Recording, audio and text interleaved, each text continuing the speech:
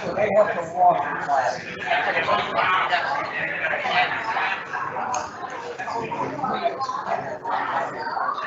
I would try that.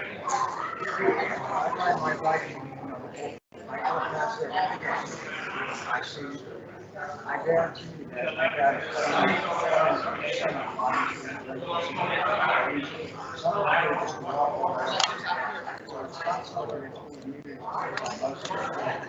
The ones that come over there, their house are most of them guys that keep those in their house, so they're paying their taxes. I just No, but I have signs on the front door.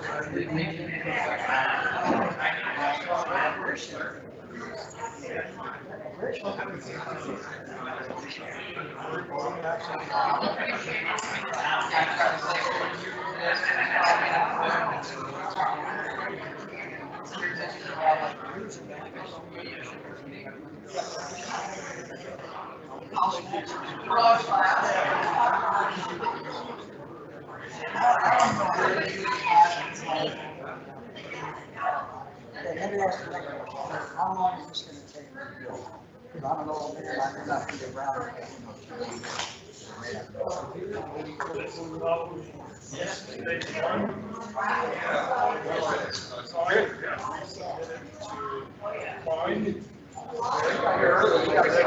Yeah. Can you see the screen? I can see the screen.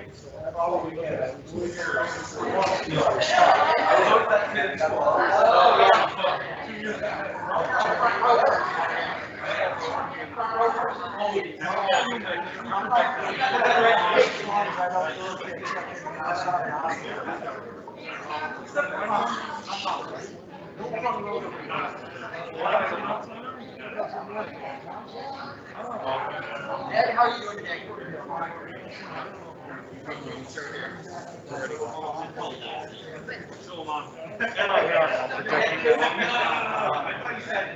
Most everybody has an absolute yeah. I get it.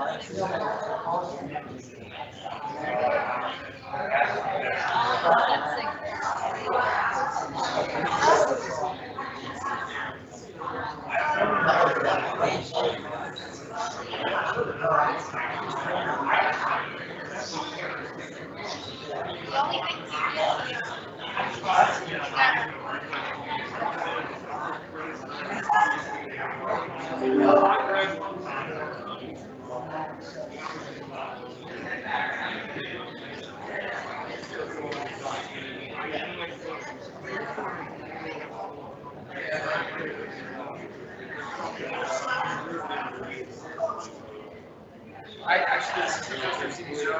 Yeah. This is so I'm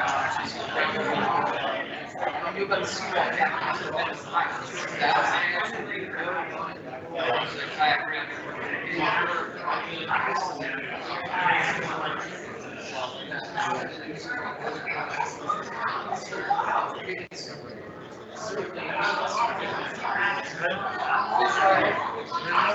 Yeah, it's already going on.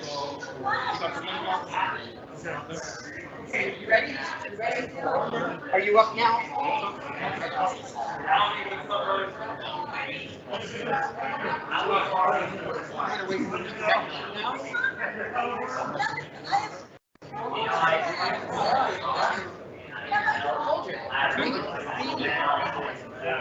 That's not the motor on it.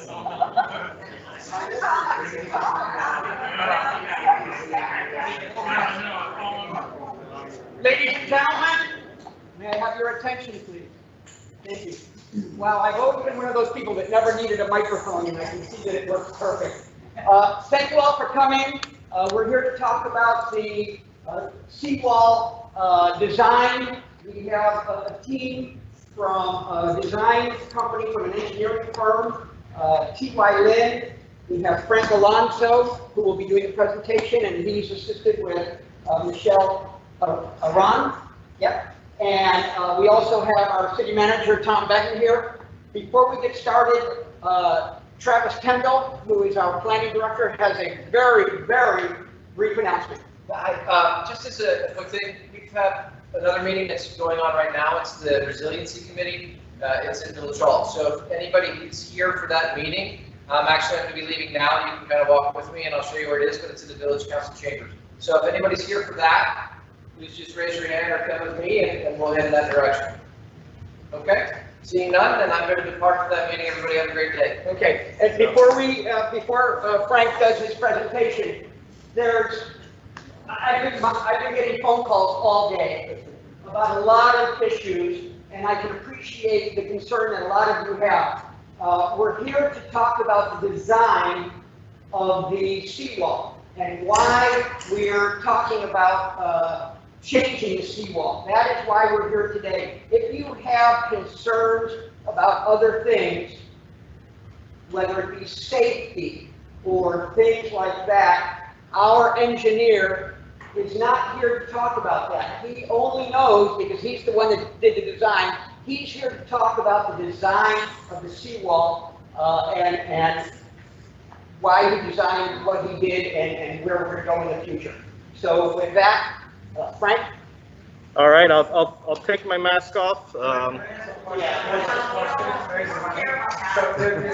is not a meeting about the seawall at all. Yes, This is yes, about the seawall. Well, then we're gonna have to discuss it. yes. Let me say something. We In know how to terms get of, the seawall. in terms of safety and whatnot, we're here to listen to you, okay? We understand that. What Scott is saying is that he's the design guy. Okay? He's running Hold it. One at a time, please. Hold on. Okay, you first. Following this presentation, will we have a chance to discuss with you guys some of the issues that we have? Yes, pros and cons, you know, you can be comfortable. But again, like Scott was saying, a lot of people were talking about police issues over here, and the engineer is not the guy to answer that question. So after he's done, we'll take questions. Go ahead. Along the lines of that, right? I think the question is this a done deal? It's happening and you're telling us what's going to happen? Or do we have the ability to raise those concerns? Here, let me tell you where we're at. Okay? So about 2 years ago, the council instructed us, staff, to apply for a grant from the Florida Inland Navigation District to build a new seawall and a new sidewalk along our Bayfront Park. We made the presentation, we did the design, they turned us down and said, we like your area, however, our job, being Klein's job, is to provide waterfront access. Okay, access to the water. They want to get people in the water. That's what their role and their mission is. So without that, they would not give us the grant, and so they turned us down. I believe that was in 2019. In 2020, we brought that to the council. We discussed it with the council. The council said, okay, reapply staff, and this time put in what Klein wanted was a kayak / canoe / paddleboard launching ramp. So we reapplied with that in there, and we were granted phase 1 of the grant, which is where we are right now. Phase 1 is the design and permitting of the seawall and the ramp, and we have some renderings over there, I believe, of sort of where we're at right now in terms of excuse me just 1 second. Anybody here for the resiliency meeting? Resiliency? No? Okay, you're in the right place then. Okay, so we're at the phase 1 stage right now. We're going to do the design, we're going to hear your input of, of the design of, we staff, the engineers, they put the ramp on the south end of the park. From a staff perspective, we don't care where it is. All we know is it's got to be somewhere, okay? So it's got to be somewhere. Okay, so we don't care, from that standpoint, if it's the south end, north end, middle, wherever. We've got to have a ramp, and it's got to be in there if we're going to get, hang on folks, if we're going to get the grant money from fine. Now, with that, okay, at phase 1, once we get it all figured out and listen to everybody's comments, we're going to take it to the village council. The village council then will, and there'll be another public hearing where the council obviously will be there. You all will be able to have another bite at the apple, so to speak, and let your opinions be known and let your, your feelings be known about this. At that time, the council will then say yes or no, go and apply for phase 2. Phase 2 is actually the construction dollars. This is about a $2 million project.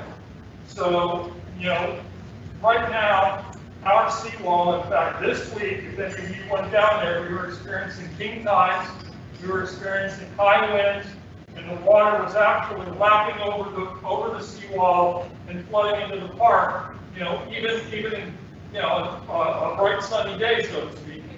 Part of this project is about resiliency and making the wall higher and keeping the water back.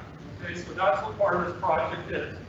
One second. So we believe that this project is probably about 2 years down the road in terms of by the time we get through with this and get the permitting and start the construction, it's at least 2 years is what we figure it's going to be. Because we've got to go, as I said, we've got to go through this process and we've got to have to go back through fine to do that. So that's kind of where we're at right now, okay? One at a time. Well, we haven't even heard the presentation yet, but okay, let's start up here in front. Just to be clear, you have agreed to get grant money and have received the money already? No. So we can walk away from the grant now? No, here's the deal. This part right here, we've already engaged an engineering firm. So if we walk away now, we're going to have to pay wherever we're at in the design process now, and that's going to come out of our pocket. That's About $125,000. Well, yes. You can still walk away from the whole project. You can always walk away from the project. Yep. We want to hear the presentation first, and then. People have been left in the dark, and it's just new information. I have a pre-presentation question, not having to do with this. My question is, my house is probably on that drawing. I've lived 28 years on North Bayfront Drive. I also have a house in the Keys. I know Keys Tide. Okay. So I don't know it from here, from living in this house, as much as I know it from the Keys house. And for 28 years, I've complained about, on and off, about Miami Shores not being able to control that area, and the answer to me has always been, it is a Miami Shores park. I asked, why is the park not closed at sundown, like every other park? Because the Miami Shores residents want to participate. Great. So then, Miami Shores residents, all of us, pay for this as we want it. Let us make our seawall, design it as we want it. $2 million, $3 million, $4 million, what is that? Every Miami Shore resident for the last 40 years has been enjoying that park, or so I was told. Therefore, we raise the tax and we do it on our own. Well, Because you haven't given it to us. The bylaw. Where are we giving that opportunity? So to hear about a design that we weren't even considered, particularly when probably that's my home. We can hear about the design and then we said. Yeah, my house is is right there absurd. too. And that's no offense to the design, it's beautiful. However, I will tell you that any house, any place in the Keys that has done this elevation with a ramp, it's a spoon. If you're really concerned about king tides and what's coming, it's a spoon. The water goes up the ramp and it has nowhere to go.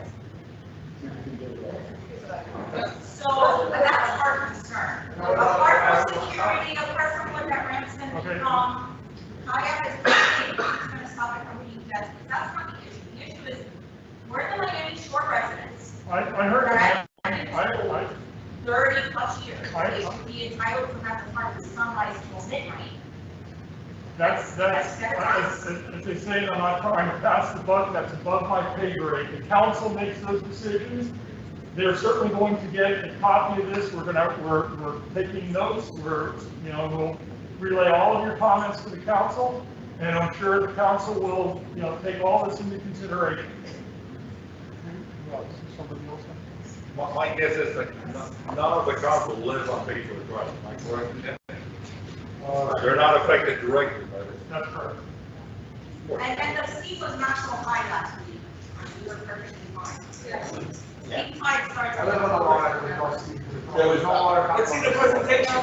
Yeah. Okay, we're gonna do the presentation here. All right, last one. This is being recorded right now? Yes. Yes. So people that are not here to do it again? Yes. Yeah. Okay, go ahead, Frank. Well, I mean, all right, folks. Let me get started here. Sorry, where's the camera recording? It's a live event, online right now. So, That question that you just asked, are people gonna hear that? probably when it was not heard so far away, no. So everything that we just discussed, people aren't gonna hear. No. What about the people logged in on Teams? Are they hearing us? They're gonna be hearing the presentation essentially. So we'll have to, well, look, what we did is provide comment cards for everybody. So all your concerns that you're providing, the best thing really is to put it down on a comment card, and then we'll have all that more well documented than any type of, We're gonna take all of your comments, we're gonna put it together in a report, we're gonna give it to the village Yeah. council. Okay, they're gonna ultimately decide whether they wanna move forward with this project or not. They've gotten all your emails, they have, I know have sent some of them to me also that came in, so I know they're getting them, and again, we have a brand new council, and I'm sure they're going to look at this very, very carefully and very closely. So just to be clear, the grant in fact impacts the construction dollars to build the seawall, and the kayak launch and all that has nothing to do with parking, enforcement, figuring out all of that. No. The part of the navigation district is just interested in the seawall, the sidewalk, the railing, and the ramp. That's what their grant portion is. Okay, Frank, go ahead. all right, so in terms of introduction, just to reintroduce myself, my name is Frank Alonso. I'm a vice president with TY Lin International. I'm the project manager on this project. Michelle Arana is our lead engineer. Tom gave you a pretty deep background on the project, but just to reiterate, it's part of the Florida Inland Navigation District. Fine, they provide grants basically to most of the municipalities here in South Florida for these type of projects. We have a long history of doing work not only with the village, we've been working for the village for about 15 years, but we do a lot of work for other municipalities along the coast and have done these type of projects on multiple occasions. So we're aware of what Fine looks for, what the permitting agencies look for, and that's kind of the background we bring to it. I understand there's an issue with the kayak launch, but if you guys maybe kind of put that aside for a second, I am going to talk about it. But the stuff that I'm going to talk about really pertaining to the seawall is relevant nevertheless. Even if we go forward with just doing a seawall or whatever, the concepts that we put together at this point and the background as to how we set the seawall and all that, I'll present that, and that's still a relevant point, regardless of the kayak launch, which I will talk about because I have to. So as part of the Fine grant, we are required to do these public meetings, and that's why we're here, just to gain input from we do it once at the beginning to kind of gain input from the public, and then once at the end, once the design's finalized, just to, any final tweaks or anything like that that may come up. Obviously, there's major concerns, but we'll kind of go through the presentations and kind of show you guys where we're at. The project itself, again, the replacing of the seawall, the kayak launch. We are providing a much wider walkway along the bay walk. We're reusing some of the newer amenities that are out there, and we're basically, providing a brand new section there for the village to use. So our work basically started by analyzing existing conditions. We did a full survey of the project, both above ground and inland and in the water, to determine elevations and kind of see where we're at. Obviously from the survey, we got some elevations, and essentially the key number here is what the seawall height's at and what it's going to need to be in the future. So currently the seawall height is plus or minus 3.7 NAVD, which is the vertical datum that we use to kind of measure things here. That's quite low, and that's pretty consistent throughout the top of the existing seawall. The condition of the existing seawall, as most of you who've been out there can see, it's in pretty poor shape. It's a very old, antiquated design in itself, and it's just deteriorated over the years like most seawalls on the coast. It's well past its service life, and it is due to replace. Current high tide elevations, those king tide elevations, hover around 2.5 NAVD. So they're getting there pretty close to where the top of that seawall is today.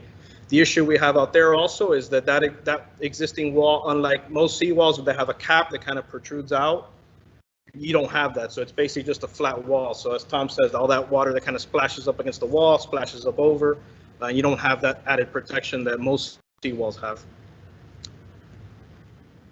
So how we set the seawall height, there's a lot, everyone knows about sea level rise, obviously everything that's going on, but we use kind of what the industry standard is right now. And in South Florida, we're lucky to have a pretty robust, institutional group that really analyzes these things and has set projected levels for use for designers, for municipalities, counties, and DOT, and all those other things to set elevations for future conditions. The group is called South Florida Regional Climate Change Compact. I'm sure some of you are aware of that. It's made up of Monroe County, Dade County, Broward, and Palm Beach, and it's basically a unified group of all the counties, basically pooling money to do these studies and inform the public and professionals such as ourselves as to where we need to be in the future. The sea level rise projections were recently updated in 2019. The original document was in 2015 and it was just updated in 2019. What we're looking at for this particular project is about a 2060 design horizon. So we look at the useful life of the structure that we're going to build and what logically or within reason, what can we design the height to for that future projection. So we're looking at for this particular project about a year 2060 horizon. But we're also going to design the wall so that it's going to be able to build up on top of it in the future should projections rise, as they probably will. So right now, current projections for that 2060 horizon show a 17 to 33 inch rise in sea level. These are taken down at Key West, so it might be a little lower here, but it's in that ballpark range of 2 to 2.5 feet that we'll be experiencing in the next 40 years. We do a lot of work for the city of Miami. The city of Miami has looked at a lot of these studies, and they actually passed ordinances setting seawall height for any type of new development, and we use that as a guide as well. A lot of the projects that we've worked on recently have been for the city of Miami. So their ordinance requires walls to be built up to an elevation of 6, and on certain walls they actually you have to build it currently to 6 with the ability to build it up to 8 in the future. Which means basically you have to just build a foundation strong enough that in the future you can build that cap up to higher elevations. So talking to Tom, talking to the village, we're looking at a target elevation of 6.5 NAVD, which is a little bit higher than what the city of Miami is currently doing. And we'll also again design that structure to be able to build up above 8. And we'll kind of go into what that's going to look like. Again, the existing wall out there is about 3.7. So we're looking at an elevation of about 3 feet higher than what that existing wall is at today.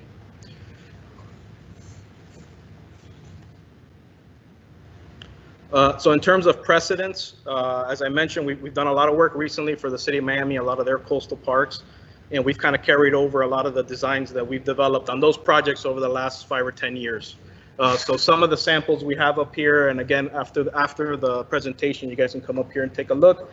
A few of the kind of sample projects that we've recently finished, right down the street, the Albert Pallet Park project, which is a seawall, bay walk and kayak launch. So it's very similar to what's been done here. Well, I mean, what we're looking at doing here. Loomis Park, down in downtown Miami along the river. That is a bay walk project where we actually added onto the cap of an existing seawall, provided a nice wide bay walk. And in all these projects, we actually do this thing called the safety zone right up against the wall, which is essentially just kind of a rough surface so that people don't, roller skate or skateboard right up against the wall and accidentally fall over. So it's kind of a standard design that has been set throughout South Florida, particularly in the city of Miami, and it's worked extremely well. It looks very attractive, easy to maintain, and safe for the users. So again, the projects are here. And if you guys want to come up after and take a look at some of those precedents and even visit the jobs, the Albert Pallet Park's right there down the street. That's a very good example of what it would look like. Yeah. You discussed the design of the ramp and pallets. We'll get there. I'm not in design yet, but this is it, design elements. All right.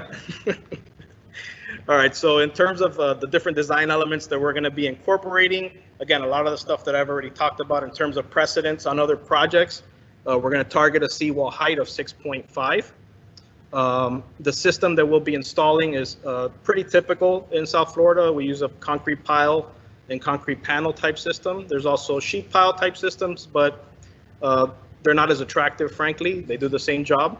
But the concrete pile and panel system has worked well in a lot of our projects, and that's what we will be proposing here. The way that this construction works, so you guys get an idea, is on existing seawalls, we're allowed by the agencies to build within 12 to 18 inches of the front of the wall. So we can actually leave the current wall in place, build in front of it, and just backfill over it, so that it makes construction a lot easier, a lot less intrusive than having to rip out and really, cause turbidity in the bay and all these other things that you have to control. So the permitting agencies actually allow us to build in front of existing walls, and that's what we'll be doing here. Essentially, about 12 inches in front of the existing wall, we'll be putting in a new panel system and piles, probably every 20 feet or so, to hold that wall back. Obviously, pending a final. This is not finally designed or anything. This is all concept. So as we progress through the final design, we'll have to figure out the actual spacing and all that of the wall. The bay walk, as I mentioned, that safety zone, we'll be incorporating about a 3-foot safety zone and then another 10 feet of bay walk. The current walk out there, I believe, is 6 feet. So we'll be widening it fairly significantly. It'll be all new concrete. We're going to demo the existing sidewalk that's there, put all new concrete on top of that, actually elevate it a little bit. Probably elevate the top of the sidewalk to about an elevation of 4.5 or so. So what that'll create, and if you see in the typical section here, what it'll create is a little wall. So it won't be like other seawalls where it's just flat. You'll have a little ledge. The wall will be higher than the walk. Ideally you'd want everything kind of raised up, but that now we're looking at another project, trying to raise the road and all that type of stuff. That all can be done in the future. So the cap will be at 6.5. The bay walk will be at around 4.5. So you'll have a nice little 2-foot wall with a railing on top, and you can sit on that wall. It makes it for a lot more usable park. There's an existing swale out there that'll be obviously resodded and brought up to new. It'll be regraded for drainage.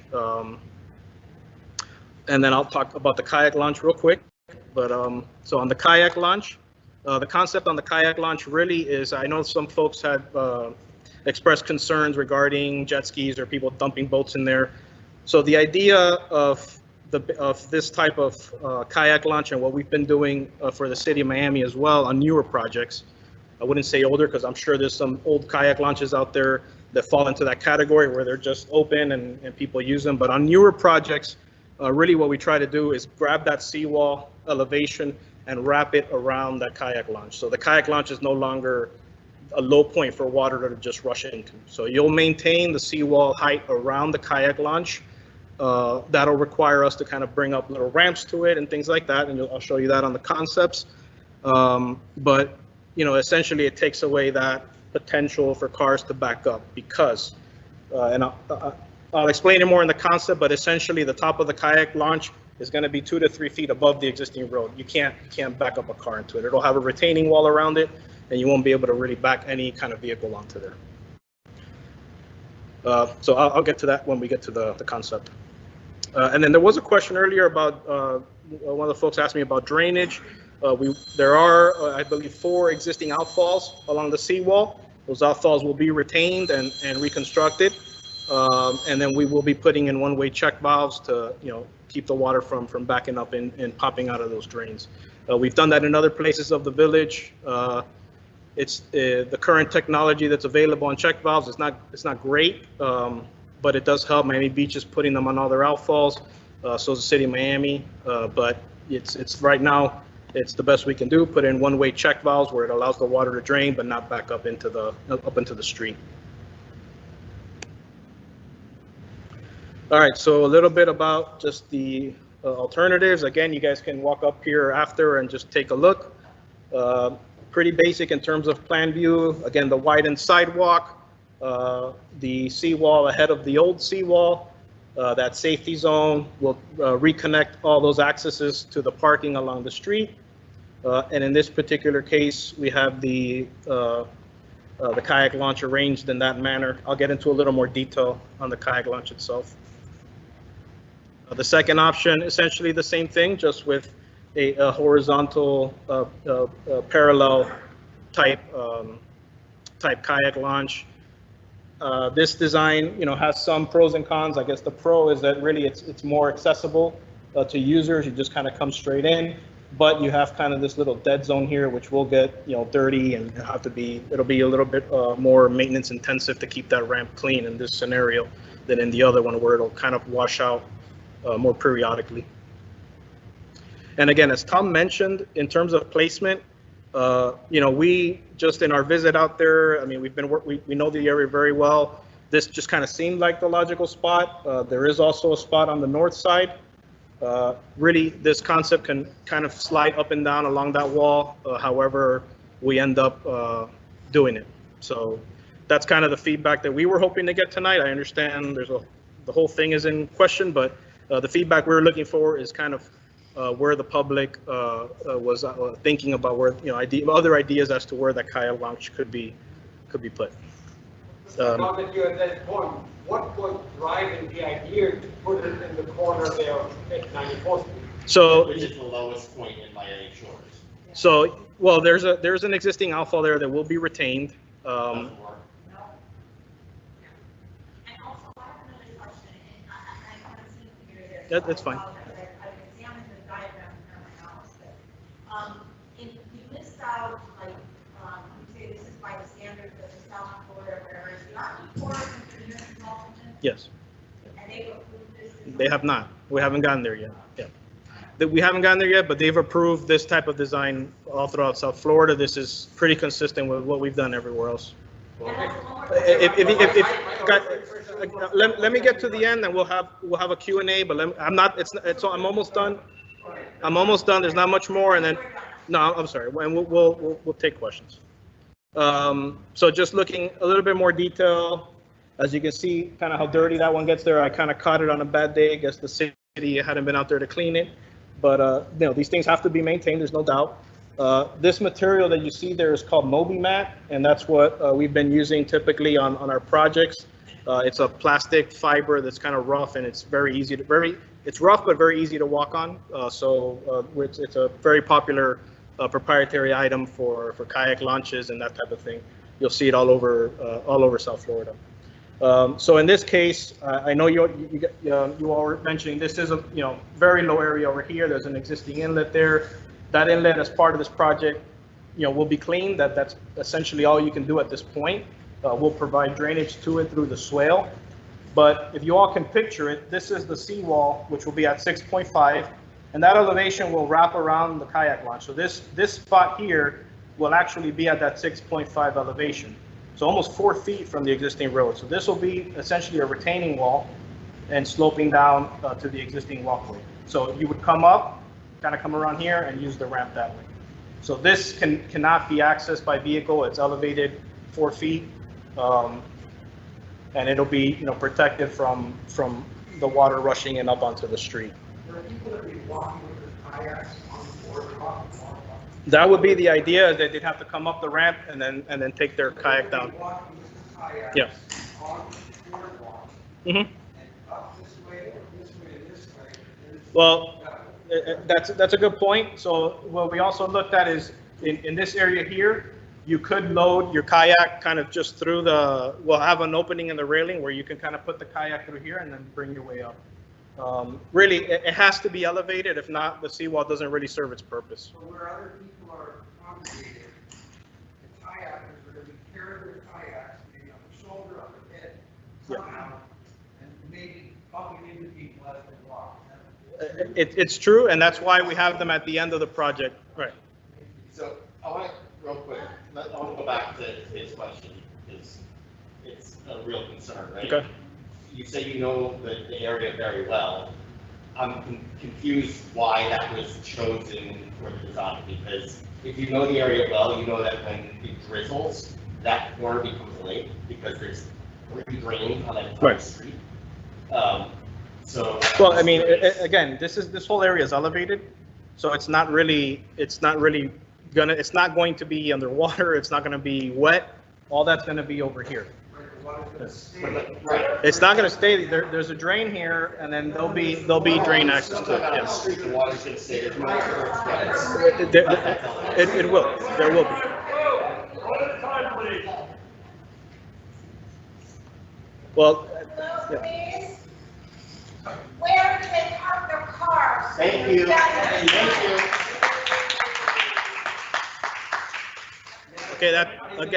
That's a question for the city. Oh, the city can enforce what goes on down there now. Thank you. Okay, I think the appropriate question is to give some examples of where you've done this before. Mhm. And we appreciate that, but I think you're designing it. However, where you've done this before, has it been a residential area like this? Or is it a larger park? With a parking lot? Yeah. Well, for example, yeah. Yeah. Yeah. And I want to see, is it mirrored? Well, Loomis doesn't have a kayak launch. Residential area or is it a park? No, I mean, what you guys have here is certainly unique. It's not, yeah. I would say and again, I go back, the one example that I had was Albert Pallet Park down the street. So Albert Pallet Park, obviously it's not the same type of neighborhood. It's part of a bigger park. There isn't parking. There's not parking. You have to park on the street, but it's a bigger park, yeah. Understood. 94th Street, for example, is the most narrow street in Miami Shores. Hands down. There's no sidewalks, there's no alleys, it's the most narrow street. So you're saying that in Albert Pallet Park, they park up and down the street. Well, that can't happen where we are, right? It's just an impossibility, combined with the fact that the place is not policed. I know this is not your issue, but combined with the fact the place is not policed now. I walked my kids there yesterday, there's 2 used condoms on the floor, and trash everywhere. And people sit there for hours smoking hot. So, I just don't understand how parking can't be addressed in the design of this. Let me address parking. Time out. Let me address parking for a second. Okay, so in other parts of our village, we have done residential permit parking only very successfully. And we did it in the Shores Estate subdivision where we had a bunch of vacation home rental homes back there that were disturbing the quality of life. We did it in certain streets all up and down adjacent to the business district. That is a distinct possibility, and that's what would be our. When I discussed this years ago, about having parking permits for businesses. And we have since implemented that in other parts of the city, and that would be the solution for your subdivision over there. That would be, come on, folks, let's do this one at a time. That would be on a first come, first served basis as far as who parks at the park. They would not be able to park in front of your house or up and down the streets or block 94th Street. But the park is gonna be given to the city of Miami. So how are you gonna have people have the Miami Shores No, parking no, permit? no. Whoever gets to the park first gets to park in front of the park. But they can't park in front of your house without a permit. Okay, so. enforce that? Yeah, go to the- So here's how we've done it in other areas. We have certified our code enforcement. We have 2 code enforcement officers that we certify for parking. We have those guys that would, let's just say we did this in your neighborhood. We would shift adjust them so that one works day shift, one works nights, so that we would stay there and do that. Why isn't that happening now? Yeah. Why isn't there any enforcement of that area now? There are cars parked there all day long. People are smoking pot, driving through our neighborhood with our kids, sitting there all day long. The park all day long, sir. The park doesn't close until 10 o'clock. And I heard you very clearly. 11, You know, 30 at night. okay, so again, I heard you very clearly. We do not have a department large. They're 24/7, which I hear is what you want, but we, okay? Now, we go do routine patrols back there. We run people out of there all the time when our officers go by. And we have a 10 o'clock, when the park kicks in, most of the time, there's somebody that goes by there and makes sure people are out. Now, does that mean that someone doesn't come right behind the cop when he drives by and runs somebody out? Of course not, unless somebody is standing there all the time. But that happens everywhere. Yes, sir. Good question.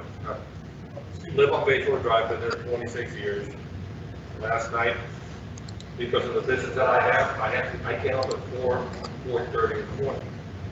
There are people there when I leave. We can't hear you. Because of the business that I have, I pretty much get up at 4:30 in the morning. People take care of it. But I go to bed early. Last night at 1:30, I had to call kids, you know, whatever. So I see the condoms, I see pretty much everything. At one point, you guys had cameras. Supposedly, I don't know if they still work or not. I don't think at the time they worked. There were supposedly the cameras out there. They were hooked to the police station. Even when they worked, the cops were coming out. I don't know if you have enough manpower or not. I really don't know. My wife's been there 40 years. It used to be the local neighbors, the park was there for them to use.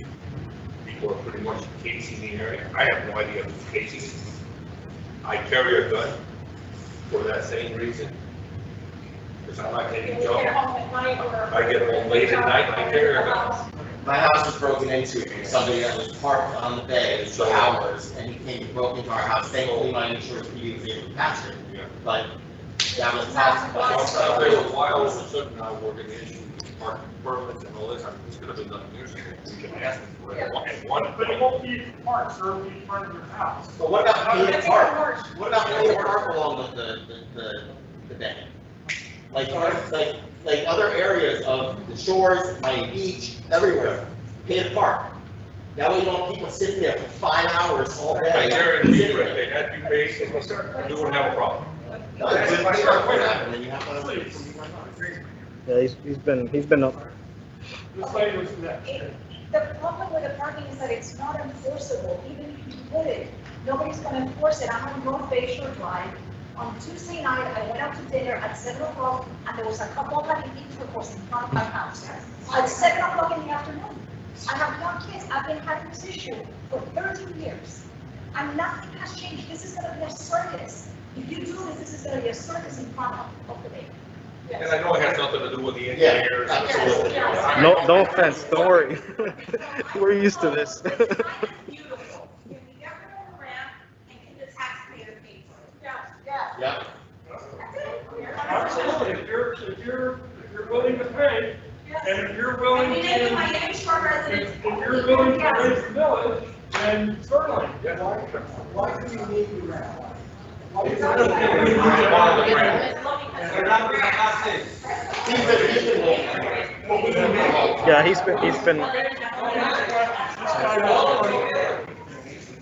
And what about all the other landlocked minor shore residents who don't live on North Lake Shore and would like to access? There's a great grant on 79. And why live in Miami Shores, 2 blocks from Bayshore Drive, and not be able to access a simple amenity that is the water? And I think exposing. Wait, hold it. If we don't stop, I'm gonna close this meeting off, because we're not getting anywhere. We can't hear you, and we can't answer any of your questions. Excuse me, I was bringing up a point of why it's important for other Miami Shores residents who are landlocked. Sir, say it again.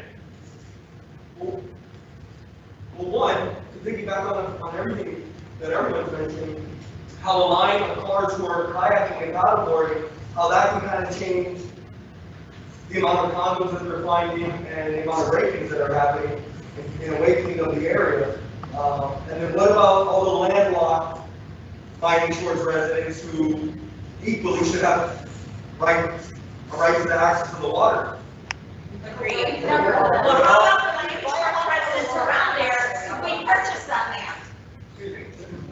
I'll purchase it, I'll purchase it. And we'll have it in there. I don't like Hold it. I have as much interest in the kayak program as everybody else. I've been kayaking for 30 years. They start to use the whole thing. Okay? I remember back in the day when we actually had a landing on the seawall where you step down at the shore and you can throw a canoe in or something like that. That was probably 50 years ago. My shores is not in this. My concern is not so much the seawall stuff. I guess the question for the engineers as well, not the extent of the riprap and how far that's going to go out beyond the seawall. And what are they using to determine the mean height line for their calculation? But on another thing, the kayak community here in Miami in general, and the paddling community is huge. Absolutely huge. There aren't that many venues here close, other than the Culture Harbor. We use places in Blue River, go north up near White Causeway. There aren't that many places to launch a kayak.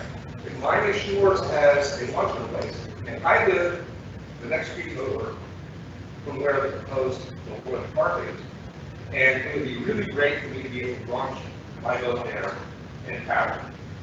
But as a resident of Miami Shores, all I can see is that once the kayak and paddling community get rid of this, it's going to be like the face of hunting.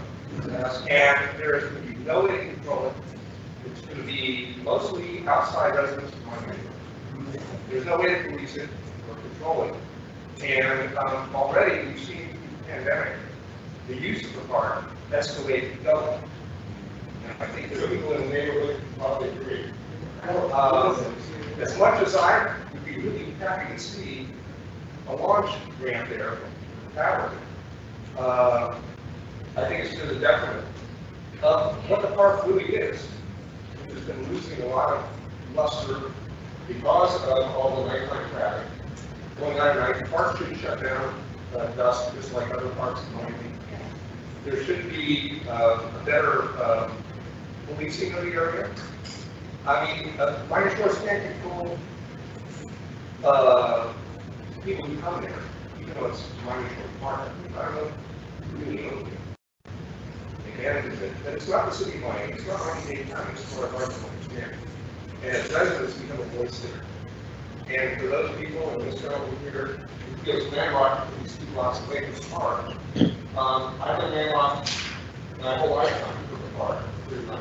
I was a little kid, I could throw styrofoam load on the landing or something like that. But the increased traffic and all the outside paddlers, when they find this way, if you think it's bad for regular pedestrians to go in the park, it's going to go ballistic. And I think it will be a detriment to the community already. The local residents of Bayfront have certainly many reasons to complain about the litter, the condoms, the activity that goes on there at all hours of the day. And, you know, if the plan is contingent on having a launch grant, as much as I would like to have that there for my own personal use, I'm against it, because I don't think it works for better. Very well said. Very well.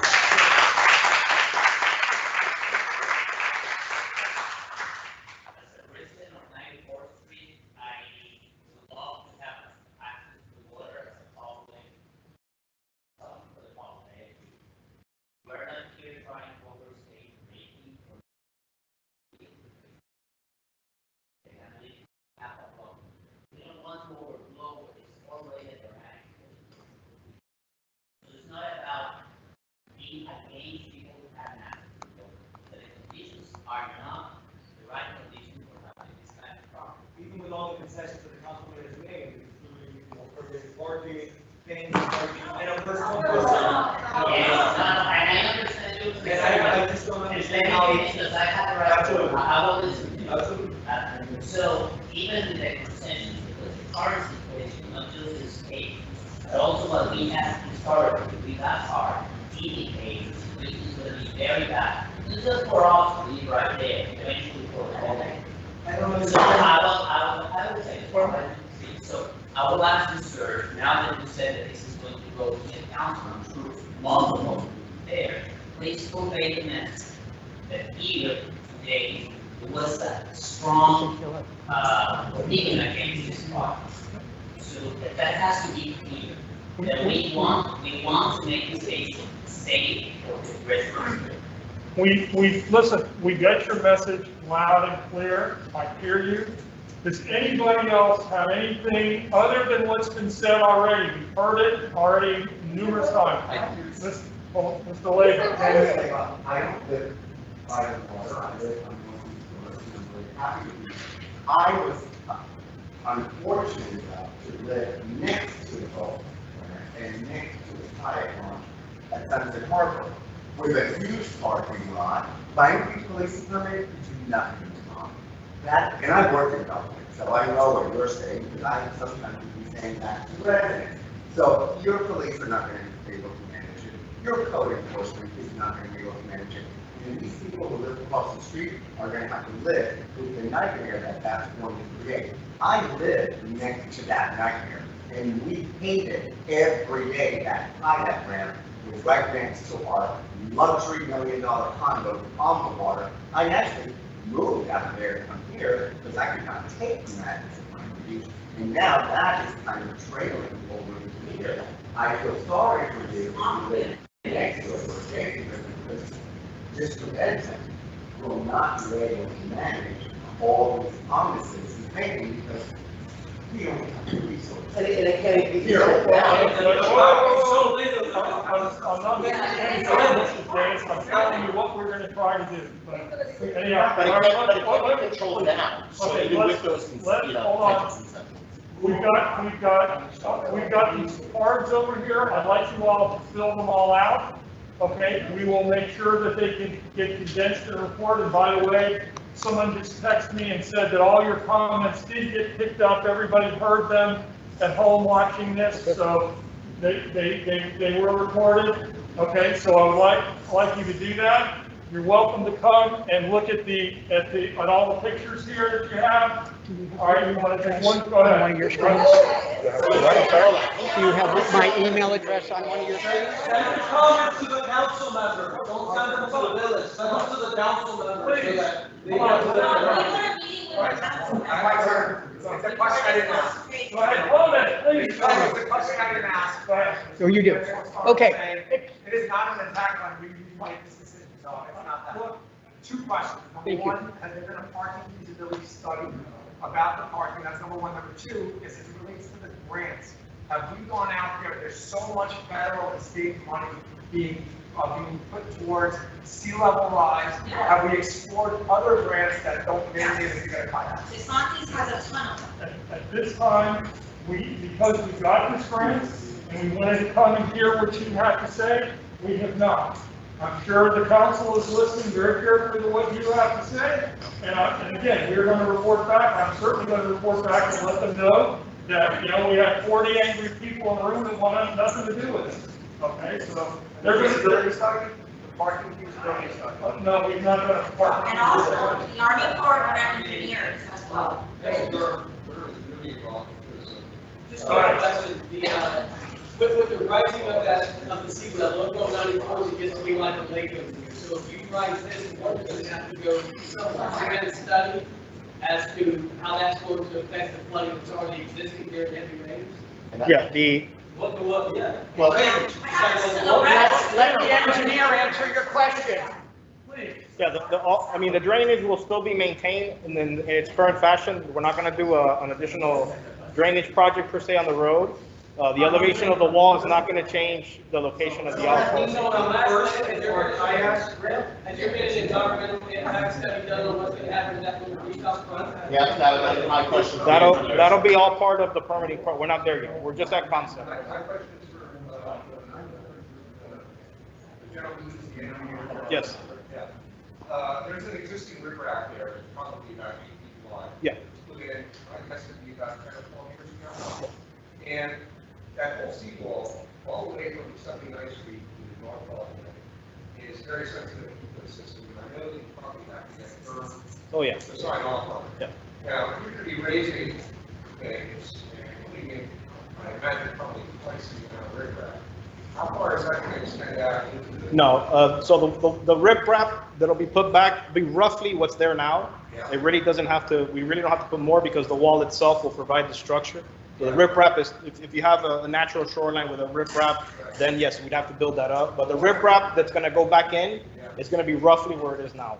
So that's going to be out now. There'll be some of it removed in order to install the wall and it'll be put back.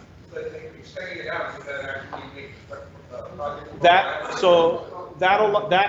No, that's a good point. That during our permit process with Durham, that's all set. So they tell us how far we have to go with the riprap and all that. So we haven't gotten there yet. So right now we're at concept. We haven't even really talked to Durham yet. That would be the next step. But again, like we've done this on a lot of projects. There's nothing in this project that wouldn't be permittable, but you have to go through the process and work all those kinks out. All right, listen, This question is not about, this question is about the sidewalk and the 3-foot safety zone. So you're proposing to add 3 feet, make it 3 feet, Yes. 13 versus existing 7. Yes. Are you aware of those two raisins now? And what that's going to do? We're aware we will have to we will reconstruct that swale and to provide better drainage along there. It'll be all reconstructed. No, there's a sufficient space there to reconstruct the swale. No green space. Well, that's the type of feedback we want. So if you prefer more green, yeah. Well, there's about 20 right now. Yeah. So that's, this is in line with all of the recent permitting to bring up mansions and bring up new streets for the houses. It's getting a big road. Yeah. You need to hold on to the character of the charming village that it has. And keep making these over, that's what you're going to want. I think that's great feedback. If you can, put that in the comment card so we have we'll that certainly record. take that, because that's the kind of feedback we're looking for. So Frank will definitely look at redesigning how the sidewalk is in the park there, so we can do our best to maintain as much green space as we can here. Okay, if you have a question? Yeah, I'm not a money guy or numbers guy, but it just seems like any savings you're getting by the $2 or $3 million for the grant money, you're going to spend annually on enforcement, where the same amount as debt service on a couple $1 million. It just doesn't make any sense. It's going to create overtime, new shift, new enforcement, new whatever you're going to come up with. It just doesn't make any sense just to get grant money for a couple $1 million. I think a few minutes late, maybe this question was answered previously, but why do we need this kayak graph for the seawall and the drainage? It's our biggest problem. Like, why is this all connected to a ramp in our kayaks? Maybe it was answered. Because may I? It's part of the grant. It's part of the grant, so we're getting $1 million from the Florida Inland Navigation District as part of a grant. And without the kayak launching ramp, we cannot get the grant. Who came up with that? The Florida Inland Navigation. The Florida Inland Navigation District. Seawall, let's go to the residents, and let's raise taxes and people on it. And fix the drainage issue. I still don't understand. And we have a sewer system? Why does the ramp have anything to do with the much needed seawall? As I said, we applied for a grant from the Florida Inland Navigation District to get their money given to us, okay? So in order for us to get their money, they require a kayak launching ramp. Their primary function is to have people access the bay. They require. They require, not us, they require. Yes, ma'am. Million. So where Yes, are please. we at this thing? Please, ma'am, please, one at a time. Where are we in this grant process? You got the grant already? As I said to you, Received the grant. as I said at the beginning of the meeting, here's where we're at. We have received approval for phase one of a two-phase grant. Phase one is the design and permit. Right now, this is one of the requirements of the steps of the permit of the phase one. So we're right now in the design phase. The design phase is $225,000. The village is paying $125,000 and Fine is paying $125,000. And that's where we're at right now in the design phase. So this is my question then, because this is coming as a surprise to most Please, people in I this can't room. hear her. It's coming as a surprise to most of the people in this room. Why was this not passed by the village residents prior to spending any of this money prior to getting this grant? Why are we right now here in this process when I'm assuming a bunch of money has been spent, right? And we're getting 1 million and a $6 million project. No, this is a $2 million. $2 million and a $6 million project. No, this is a $2 million project. It's a $2 million project, we're getting half. It's a 50-50 grant. And the village council, about a year and a half ago, took this up, they passed a resolution supporting it, it was in our village newsletter, and we discussed this in the past. We discussed getting a grant. Yes, ma'am. We discussed getting this This particular particular grant. grant. It mandates us opening it up to Yes, to ma'am. kayak launch. Yes, this was And where discussed. was that? Where were we? I don't know, I can't answer. I don't know where you were, I don't know. Okay, sir. So my question is connected to the gentleman and the idea around drainage. Because I don't think we can talk about just the drainage around the project itself, especially if the ramp is going to be in that south corner, if we proceed with this. Because I live one house in, and my driveway has the westernmost drain on the street. There's 3 drains. When it rains and the leaves gather on those drains, that area does not drain. I have video, I have pictures, it is up to your knees. So now by raising that seawall and raising around that kayak trail, it doesn't address the drainage issue on the area itself. That water has to go somewhere. Before, part of it came back over the seawall. Where is that water going to go? Because it already comes up to my garage when it rains. So I don't know where that water is going to go. It really wouldn't change anything, because right now it goes through a drain and out through an outlet. But it doesn't go through the drain because Because there's the not enough drains drainage. needs to be, well, there's not enough drainage, that of course. Not enough But the drainage. wall's not gonna change. But What we need down there, okay, because 94th Street is certainly on our radar for drainage, we know that. What he's proposing to do is not gonna make it better or worse, okay, but we need to do a drainage project on 94th Street. So with all due We res- understand that. With all due respect, the previous owner of my house lived there for 20+ years. And he told me that for 20+ years, he's been talking about having a drainage, project on that street. So forgive me if my hopes are not high that this is going to be fixed. Just a quick question, because the car and the horses, whatever. We're talking numbers, and what number figure for a ramp, its maintenance, its leasing, its everything is incorporated into this project? Because if we take that number out, we might not need the grant to be $2 million.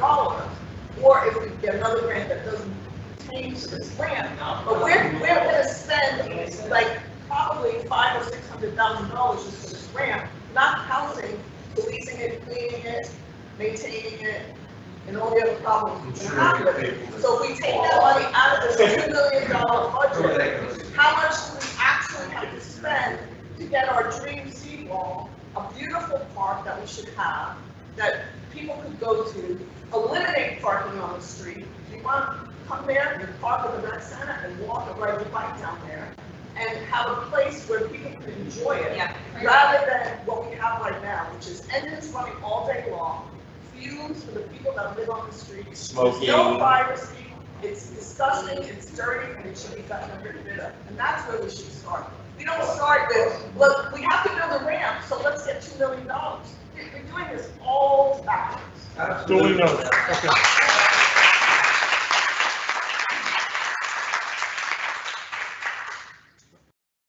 Residents have a voice in this now, or has the training on the station? Well, I understand.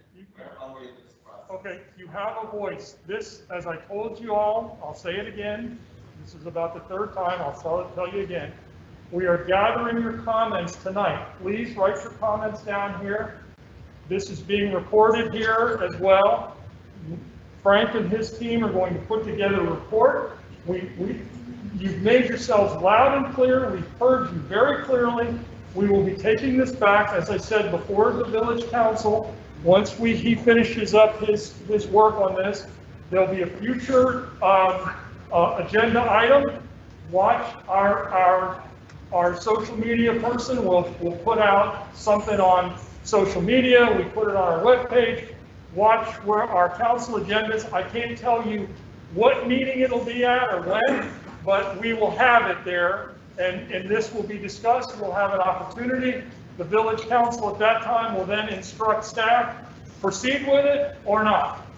Going to phase 2, which is a construction money. So basically, it's a council decision. The council's going to decide this, right? So the council, so we're talking about the state council that decides who No, we just had an election. We have new council people. Got it. You want to say? Okay, all right. My email address is up there. Everybody Quick question, Tom. So if we wanted to unwind the ramp portion of the project at this point and engage these engineers that appear to be doing a great job, right? And say, okay, let's eliminate the ramp. Do us a favor, give us an alternative design without the ramp, and then we obviously have to give 100 and a quarter back to farm. It sounds to me that we would, right? Right. Because we've spent money and we're not going. But then the rest of it would be on the village to figure out how to fund it without a ramp. Because I think we all know that we need to raise the level of the seawall, unquestionably. So, but can they design the alternative, or I guess we can't do that because fine money's involved. Well, that's correct. Without the ramp, they. Without the ramp, fine is out. Right, exactly. No, but I mean, the engineers. Yeah, they can do it without it. They put so much into it already, I think, if they just continued an alternative without the ramp, we all would probably. I agree. Is this presentation available online, or will it be readily available online? They'll give it to us and we'll put it online. Just a quick question. These comment forms, individually submitted to You can, there should be an email on there. Yeah, or to me, if you like, just, all you gotta do is give it to us, or you can do it right here, right now, whatever you want to do. Okay. Also, sir, I'd like to fill it in and mail it. my email address is listed up there, sir. You can grab Scott's email address is right here, so you can grab that and email it to him. You can take a look at it after. So he's from the shores, right? Yes. Sure. It's very simple. Davis, Davis, S. Yeah. So 2 S's. Davis S at msvfl.gov. So if you don't want to write out your comment now, you want to go home and think about it, or you want to compose something, feel free to email me, and I will accumulate all of the emails into one place. Is the kayak ramp limited just to kayaking? Yes, it'll be for kayak, paddle boards, canoes. Yeah. No. No motorized. How come you can't take a jet ski on a pool cart and bring it down? Now, you mentioned that there's a 3-foot wall around the ramp, so the cars cannot come through, but how can you go through with a full So- plan on just 7 cars? Yes. Yes, in this option, that, they could probably do that if they wanted to walk it up. Yeah, yeah. In this option, it would be kind of unlikely. They'd have to kind of maneuver it through here. For young But- children, is there anybody going to be, as a lifeguard, that children don't go down the ramp to the water? No, no. I'll tell you one little kid that's a proponent of the ramp here. He loved it. He was so excited, right? Yeah, why are you excited? Because he's gonna die. Nice, all right. Sir? Yes. So if you ask the people that live on 94th Street, let's say this went through, which we all hope that it doesn't, but let's say it does. You ask the people on 94th Street, they don't want it there. You ask the people on 97th Street, they don't want it there. Did you think about, just for the sake of drawing it in the middle? No, we don't want it there. I'm just saying. Yeah, I mean, we did think of an option of putting it in the middle. The only reason we didn't even entertain it is because the structure is so big for the ramp, because it has to be elevated, that you'd have to kind of wind the walkway around, and then it would just kill the whole kind of linear vibe there. That's gonna kill one area, one side. Or Well, that's why at the end, it doesn't interrupt at least the rest of the park. But it interrupts the fact that there's that corner as it is. People fly around that corner. You could have people walking with kayaks, it's gonna create log jams in that corner. It would be a disaster. So we have a group full of residents, wall to wall. The gentleman with the problem left was in favor of kayak. And that guy right there. Anybody in this room is in favor about the land? Of the kayak, who wants the kayak? Good question, please. Anyone in favor of the kayak ride? I want to know that. I want to see that. I'm against. Anyone against? I'm against. No land. For the record, everyone raised their hand. I got it. I got it. All right. Let's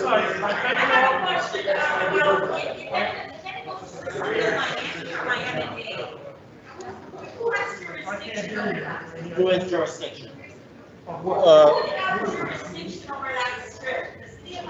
No, that's Miami Shores Village. That belongs to the village. It belongs to us. Yeah. The park is the village's. Okay, listen, we're gonna end this meeting, we can't hear you all, so please fill out the form, email us, write us, whatever. Thank you all for coming. So can I ask you about your lovely seawall? Are you putting a little lip on it or not? Yeah, it'll have a big white